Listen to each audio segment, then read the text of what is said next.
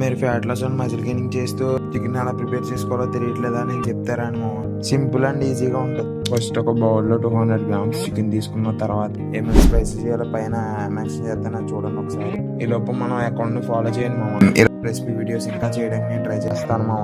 అయిపోయాక మిక్స్ చేసుకుని ఒక 15 minutes ఆర్ 30 minutes పక్కన పెట్టేసుకోండి. పక్కన పెట్టేసుకుని ఒక నాన్ స్టిక్ ప్యాన్ తీసుకుని నాన్ స్టిక్ ప్యాన్ చికెన్ మొత్తం వేసుకోండి మామ. కొంచెం వాటర్ వేసుకుని ఒకసారి కలిపేసుకున్న తర్వాత పైన మూత పెట్టేసి ఒక 10 minutes అయిపోయాక ఒకసారి తీసి కలిపేసి మళ్ళీ పెట్టింది. లాస్ట్ వాటర్ ఇలా అయిపోయి అంత వరకు ఉంచాలి మామ. అంటే మన చికెన్ రెసిపీ అయిపోయినట్టే. ఇంక ప్లేట్ లో సరి చేసుకుని తినేయటం. తిన్నాక నా రియాక్షన్ చూడండి మామ. నమస్తే మామ.